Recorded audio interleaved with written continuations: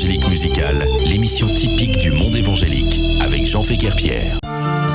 Balade évangélique musicale, tous les dimanches, 7h-8h, avec Jean Féquer-Pierre, sur Espace FM. Balade évangélique musicale, l'interview. Bonjour encore, rebonjour à vous toutes et à vous tous. Il est très exactement 7h passées de 23 minutes. Vous êtes dans votre émission de prédilection, l'émission typique du monde évangélique. Il s'agit de la balade évangélique musicale. Vous savez, balade évangélique musicale, c'est tout simplement une petite promenade, bras dessus, bras dessous, main dans la main, côte à côte, autour d'une pléiade d'artistes, de chorales, de groupes et d'orchestres, de la musique évangélique d'hier, aujourd'hui, et puis des interviews. Coronavirus oblige, mesdames, messieurs, oui, il faut qu'on en parle. Il faut qu'on en parle, il faut au moins qu'on trouve quelques réponses à nos différentes questions. Nous avons avec nous une grande dame, docteur Medina Fernanda. Docteur Medina Fernanda, c'est une spécialiste, infectiologue, qui est mieux placée pour nous parler de coronavirus. Pas moi-même en tout cas. Nous avons l'honneur et le privilège d'accueillir docteur Medina Fernanda. Docteur Medina, bonjour. Bonjour à tous. Comment ça va, docteur? Ça va très bien? Ça va très bien, et vous-même? Ça va, en pleine forme. Merci encore pour d'avoir répondu présent, bien sûr, à notre appel. Vous savez, on se questionne aujourd'hui, docteur. On se questionne à la télévision, à la radio, un peu partout dans la rue. On se questionne aujourd'hui. Il est question de coronavirus, docteur Medina. Je le rappelle, vous travaillez à l'hôpital de Villeneuve-Saint-Georges. Je vous laisse vous présenter, docteur. Oui, alors donc moi je suis médecin infectiologue à l'hôpital de Villeneuve-Saint-Georges dans le Val-de-Marne et effectivement je travaille sur le coronavirus avec tout le reste de mon équipe dont la chef de service est le docteur Pauline Caropaz depuis maintenant un an actuellement. D'accord. Et vous pouvez aussi profiter bien sûr de votre passage pour saluer l'équipe qui travaille tout autour de vous à l'hôpital de Villeneuve-Saint-Georges. Bien sûr, donc je tiens quand même à remercier Madame Catherine Vauconson et toute son équipe de direction. Et surtout le lien qui a été créé grâce au docteur Ernst Chavannes, qui est le président de l'association un ami. Oui, nous parlerons aussi bien sûr de l'association. Vous pouvez continuer, docteur. Très bien, écoutez, effectivement, donc ça fait un an tous ensemble, évidemment, sans être ensemble, rien de tout ça n'aurait pu être possible, que nous travaillons sur ce coronavirus, à la fois auprès des malades et avec un petit peu d'enseignement que nous faisons auprès des étudiants. Docteur, on va rentrer d'emblée dans le vif du sujet. Coronavirus. Très bien. D'où vient-il, docteur? Son origine? Alors, on va commencer avec une question difficile, bien sûr. Malheureusement, pour l'instant, on n'a pas la réponse. Il y a plusieurs pistes qui ont été évoquées, les pistes de certains animaux qui auraient été consommés, à la fois des pistes également de modification de virus qui préexistaient déjà, en particulier le virus du SARS-CoV-1, pour certains d'entre vous qui s'en souviennent. Mais il y a justement actuellement une équipe de l'Organisation mondiale de la santé qui est présente en Chine pour essayer de comprendre d'où vient ce virus.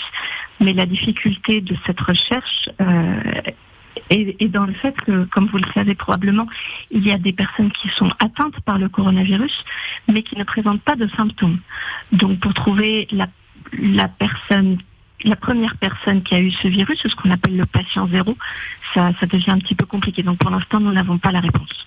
D'accord, docteur. Donc, mais aujourd'hui, sans aucun doute, vous avez entendu parler de ça aussi. On parle de maladies fabriquées. Donc, c'est pas vrai, ça n'a rien à voir, docteur. Non, bien sûr, ça n'a rien à voir. Effectivement, il y a beaucoup de choses qui circulent dans les forums sur Internet, comme quoi ce virus aurait été sciemment fabriqué. on peut dire tout ce qu'on veut, hein, mais on n'a absolument aucune preuve de ça. Et honnêtement, je ne vois pas le bénéfice de cette épidémie à qui que ce soit dans le monde. C'est vraiment une catastrophe pour le monde entier. Alors, si coronavirus est une maladie ou un virus fabriqué, docteur, comme pensaient certains, donc, et la grippe espagnole, alors, ça a été fabriqué aussi ? C'est bizarre. Non plus. Donc, je le rappelle, docteur, grippe espagnole, bien sûr, ça a causé la mort de plus de 50 millions de personnes seulement en France, docteur. Il y avait plus de 400 000 morts. 400 000 morts. Et aujourd'hui, grâce au progrès scientifique, nous connaissons aujourd'hui gel hydroalcoolique qui n'existait pas avant. Donc, mais quand même, docteur, nous avons près de 70 000 morts, plus de 70 000 morts en France, docteur. Hein. Tout à fait. C'est un virus. Le contexte avec la grippe, comparé à la grippe espagnole, est vraiment différent. Hein. Actuellement, nous avons effectivement des moyens de nous protéger, mais c'est un virus qui est extrêmement contagieux. Et comme je vous le disais, il se cache un petit peu chez ces personnes qui sont malheureusement atteintes sans le savoir et donc contagieuses sans le savoir. D'accord. Mais aujourd'hui, docteur, quelles sont les personnes qui sont plus vulnérables que d'autres ? D'accord. Alors les facteurs de risque d'être malade et d'avoir une atteinte grave par le coronavirus sont maintenant assez bien connus. Hein. Il s'agit principalement des personnes qui ont d'autres maladies sous-jacentes comme le diabète, l'hypertension, l'obésité, le surpoids, et également des maladies qui affaiblissent leur défense, leur système immunitaire, comme des personnes qui subissent des chimiothérapies ou d'autres traitements qui diminuent les défenses. Donc, ça veut dire, docteur, il y a des précautions. Aujourd'hui, on appelle ça des moyens préventifs. Selon vous, ces moyens suffisent ? Bien sûr, ces moyens suffisent, ils sont extrêmement efficaces quand ils sont correctement appliqués, à savoir le port du masque avec le changement régulier de ce masque, éviter de manipuler le masque, se laver les mains régulièrement. Tout ça fonctionne très très bien. On l'a vu dans certains événements. Je peux citer deux choses d'ordre extrêmement différent. Il y a eu un concert il n'y a pas si longtemps que ça en Espagne où les personnes avaient porté tout le masque et avaient pour instruction de se laver régulièrement les mains. Il n'y a pas eu de contamination secondaire. Et également, il y a eu un congrès en particulier justement de maladies infectieuses cet été où il n'y a pas eu de cluster et pas de contamination. Donc ça veut bien dire que quand les règles soit de distanciation, soit vraiment les gestes barrières sont correctement appliqués, c'est extrêmement efficace. D'accord. Docteur, on va observer une petite pause publicitaire. On se retrouve tout de suite après. Bien sûr.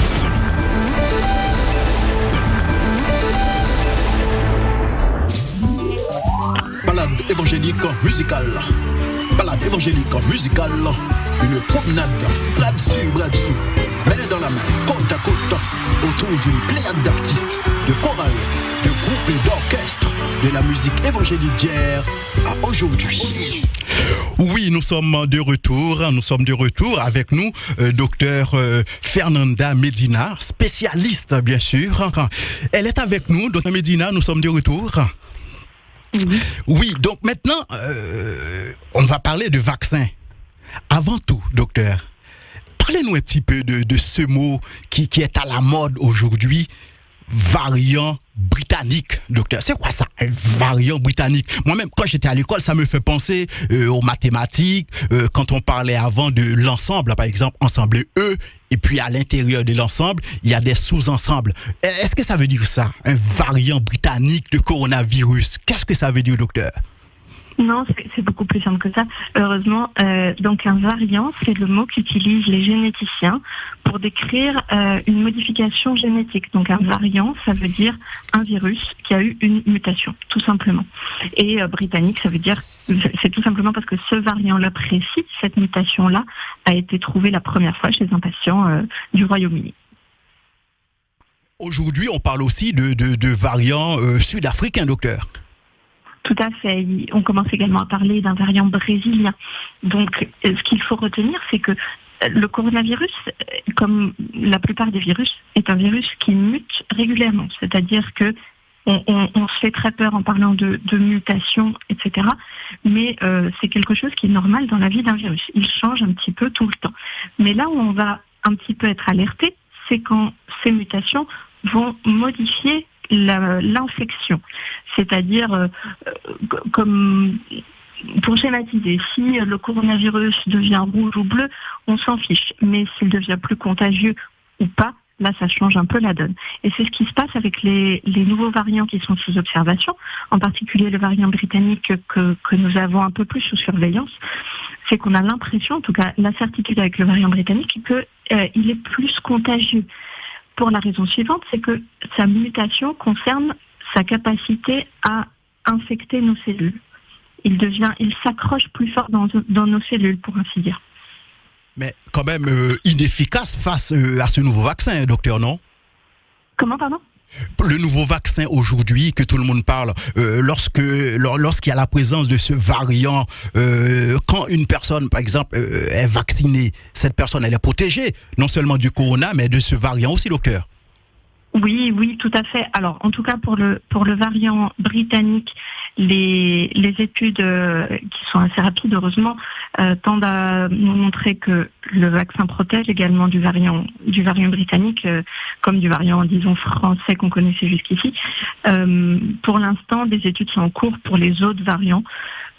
Donc, on va dire qu'on surveille, qu'on est alerté, mais que pour l'instant, on n'a pas de raison de penser que le vaccin fonctionne moins bien sur les autres variants. On est plutôt confiant.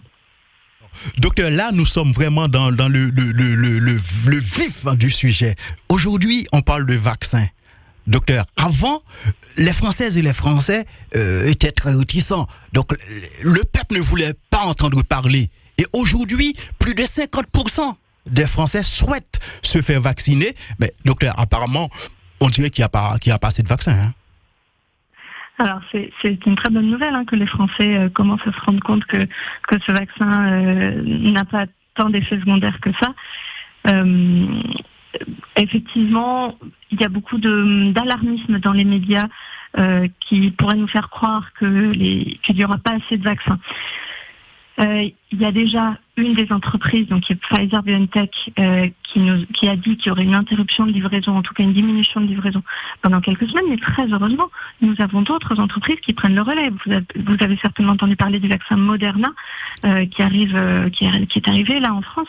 Donc vraiment, alors je ne suis pas dans les grands décideurs ni dans le secret gouvernemental, mais vraiment je ne pense pas qu'il y aurait de pénurie.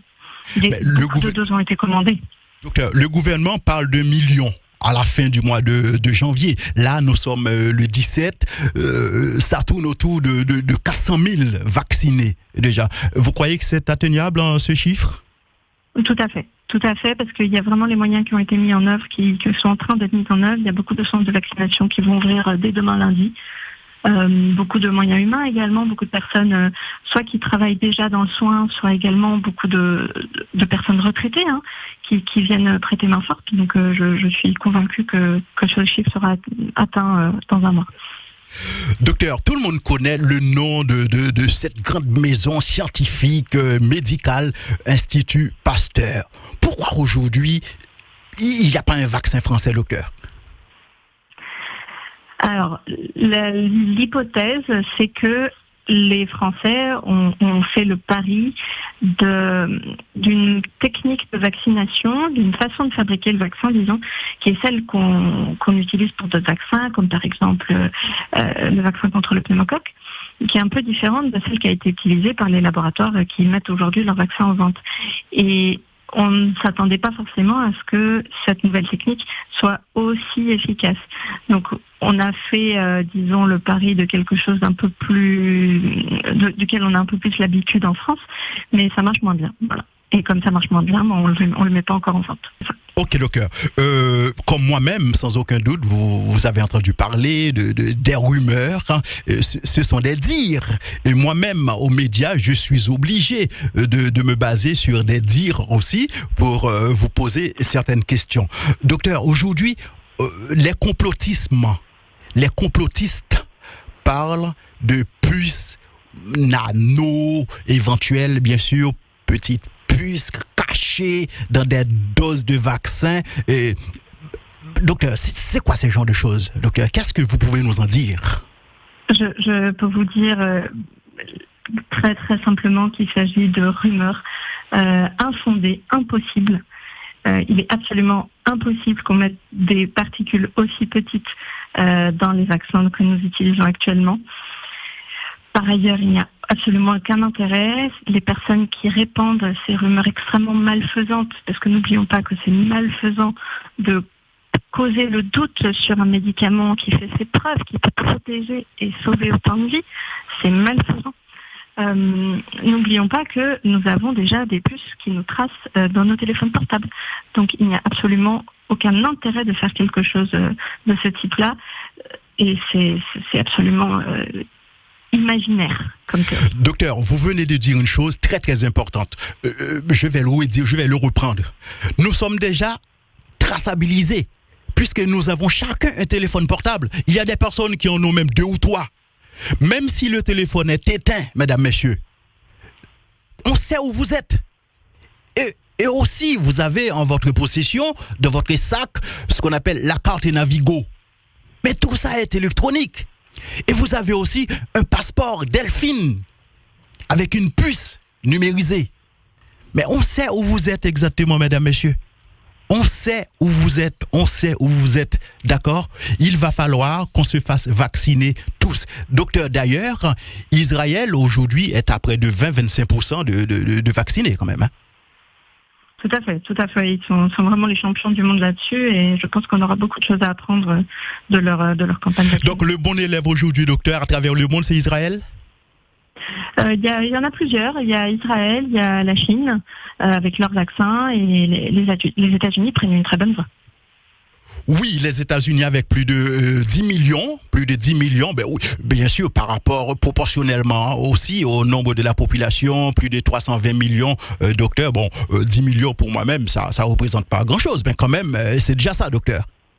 Tout à fait. En proportion, c'est quand même admirable. Docteur, nous allons aborder un autre point. Il y a beaucoup de personnes qui se questionnent. En Occident, docteur Fernanda, il y a beaucoup plus de morts. En Afrique, il y a à peu près 1 milliard 200 000, 300 000 êtres vivants. En France, nous sommes 67-68 millions. Il y a déjà 70 000 morts en France.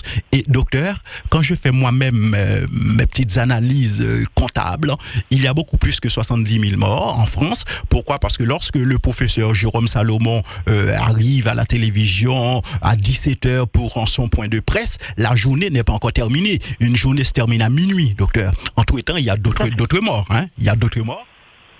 C'est pour ça, donc je dis tout simplement, donc il y a probablement beaucoup plus que 70 000 morts. Et sans compter les personnes qui décèdent dans les maisons de retraite ou encore à la maison. Qu'est-ce que vous pensez, docteur? Je n'irai pas jusqu'à dire qu'il y en a beaucoup plus que 70 000. Je pense que 70 000, c'est très près de la vérité. Parce que finalement, il y a environ 200 morts par jour en moyenne. Hein. Donc, si on est à 70 000 ou 70 000 plus 200, je pense que c'est pas ça que nos concitoyens retiennent. Mais c'est vrai qu'il y a quelques décès, probablement, qui n'ont pas été comptabilisés. Mais je ne pense pas que ça arrive à des chiffres réellement significatifs. Aujourd'hui, docteur, dans le Val-de-Marne, là où vous êtes, vous disposez de combien de centres? Est-ce que dans votre l'hôpital, centre de santé Villeneuve-Saint-Georges, il y a des points de vaccination à proximité ou dans l'hôpital même, docteur? Oui, tout à fait. À l'hôpital de Villeneuve-Saint-Georges, à l'intérieur de l'hôpital, nous avions auparavant déjà un centre de vaccination et qui a été surtout remis en marche en favorisant le vaccin contre le Covid depuis environ une dizaine de jours déjà. Docteur, je me pose cette question. Il y a peut-être un dysfonctionnement. Il y a quelque chose peut-être qui fonctionne pas trop bien, docteur. Hier, c'est vrai, les gens ne voulaient pas. Mais aujourd'hui, ils appellent au téléphone. Apparemment, ils n'arrivent même pas facilement à avoir un rendez-vous. Alors, c'est vrai que déjà, il faut que nous respections l'ordre de priorité qui nous est dicté par nos instances. C'est important. On vaccine en premier les personnes à risque, comme je vous l'ai dit, les personnes qui ont des maladies sous-jacentes, les personnes âgées sont vraiment les plus à risque. Et les personnes de plus de 75 ans sont celles qui ont payé le plus lourd tribut à cette épidémie, n'est-ce pas? Puisque parmi les 10 personnes décédées, 9 ont plus de 75 ans, hein, ne l'oublions pas. Nos aînés ont été vraiment très très lésés par cette épidémie, donc c'est eux en premier que nous devons protéger. En deuxième, il faut protéger nos soignants, parce qu'ils se retrouvent en première ligne face à cette épidémie. Donc effectivement, les personnes qui sont jeunes et en bonne santé n'ont pas la priorité pour être vaccinées. Donc actuellement, aujourd'hui, elles ne pourront pas encore prendre rendez-vous. Donc, docteur, si je vous comprends très très bien, le coronavirus, comme le sida, c'est une nouvelle maladie qu'il va falloir vivre avec. Alors, le sida, ça commence à être plus tellement une nouvelle maladie, mais le coronavirus, pour l'instant, c'est difficile de répondre à votre question parce que nous ne savons pas encore combien de temps ce vaccin va nous protéger. C'est-à-dire que est-ce qu'il va falloir le faire tous les ans ou tous les 5 ans comme certains vaccins? Je prends l'exemple de la grippe, qu'il faut faire tous les ans. Ou est-ce que 2 injections vont nous protéger sur une durée plus importante et que les personnes vaccinées pourront ne plus forcément l'être de leur vie? Pour l'instant, on n'a pas la réponse à ça. Mais je trouve que déjà, l'ensemble de nos concitoyens et du monde c'est adapté de façon admirable à cette maladie. Je pense qu'il y a beaucoup d'entre nous qui ont le réflexe maintenant de porter le masque quand ils vont dans les endroits où il y a beaucoup de monde, par exemple. Donc déjà, ça fait 1 an et déjà, on a un peu appris à vivre avec, effectivement. Ok, docteur, dans mon entourage, je connais une personne qui était bien sûr contaminée, traitée. Aujourd'hui, cette personne a des symptômes. Son médecin lui a dit, il faut aller faire un test. Et puis on lui a dit, encore une fois, positif. Qu'est-ce que vous pensez? Alors, il y a plusieurs réponses. La première, c'est qu'on sait que le coronavirus, de par ses effets sur le corps, peut laisser des séquelles qui sont assez durables. Nous avons les 3/4 des patients qui ont été hospitalisés, qui ont encore des symptômes plus de 6 mois après leur hospitalisation. Des symptômes variables. La deuxième chose concernant le test dans le nez, j'entends, celui qui détecte les morceaux du virus, il peut rester positif pendant très longtemps parce que, comme je vous le dis, ce test, il détecte des petits morceaux du virus. Il ne détecte pas forcément que le virus soit encore actif, qu'on soit encore malade, mais ce qu'on voit, c'est qu'on peut garder des petits morceaux de virus dans le nez, qu'on a du mal à ce qu'on appelle l'excréter, c'est-à-dire s'en libérer complètement, pendant longtemps. Et cette durée est variable selon les personnes. Ok, là je vous comprends bien, docteur. Nous aurons encore une autre tranche de publicité dans 6 minutes. Par contre, là, je ne vais pas oublier ma question. Docteur, Haïti et Saint-Domingue, ce sont 2 pays, 2 Antilles. On les appelle les Grandes Antilles. Puisqu'Haïti compte à peu près 27 250 km², la République dominicaine, une autre grande Antille, 50 500 km², donc ça fait à peu près 78 750 km². République dominicaine compte plusieurs milliers de morts. En Haïti, c'est le même soleil, docteur. Le même soleil, la même mer, le même vent, la même température, la même météo. En Haïti, il y a à peine 200 et quelques, 300 morts. Comment vous expliquez ça, docteur Fernanda Medina? Tout à fait. C'est à nouveau une question difficile que vous abordez, que tout le monde se pose, nous-mêmes, les médecins et également les chercheurs, qu'il y a certains pays où l'épidémie ne frappe pas, ou en tout cas pas de la façon dont elle a frappé certains pays occidentaux. Nous avions beaucoup de craintes concernant également l'Afrique subsaharienne. On avait très très peur que l'épidémie arrive là-bas parce que malheureusement les systèmes de soins ne sont pas toujours aussi performants. Et très heureusement, on a constaté que ça n'était pas toujours le cas. Donc, il y a plusieurs pistes de recherche. La première hypothèse, c'est que certains pays ont une population beaucoup plus jeune et comme je vous l'ai dit, cette maladie atteint prioritairement les personnes âgées. Donc peut-être qu'en ayant une population plus jeune, il y a moins de malades. Une autre piste, c'est que ce sont des populations, contrairement à la France, aux États-Unis, etc., aux pays occidentaux, qui vivent beaucoup plus en extérieur. Ça, c'est une autre hypothèse. Et Une autre piste, c'est, on le voit avec l'Afrique du Sud, qu'il y a certains pays qui ont un mode de vie qui ressemble beaucoup plus au mode de vie occidental. Comme je vous l'ai dit, un des facteurs de risque de la maladie, c'était le diabète, l'hypertension, l'obésité. Donc, quand il y a des pays où il y a beaucoup de malades qui ont ces pathologies-là, ils sont plus atteints.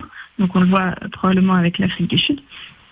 Mais également, on n'a pas toutes les réponses. Moi, je pense que... Docteur, est-ce que la qualité de la nourriture, la bonne nourriture, manger sain, est-ce que ça n'est pas pour quelque chose aussi, docteur? Si, très certainement.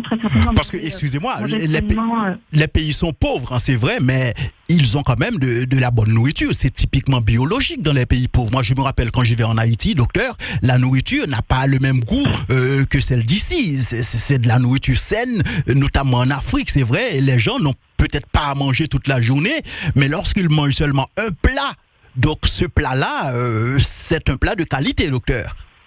Absolument. Quand je vous parle d'alimentation de mode de vie occidental, je vous parle de tout ce qui est nourriture extrêmement industrielle, extrêmement transformée. On sait que c'est gras et salé, et sucré. Et tout ça, ça provoque des maladies cardiovasculaires, comme je vous disais, l'hypertension, le diabète, qu'il n'y a pas dans d'autres pays où on mange effectivement pas toujours en quantité, mais probablement plus en qualité.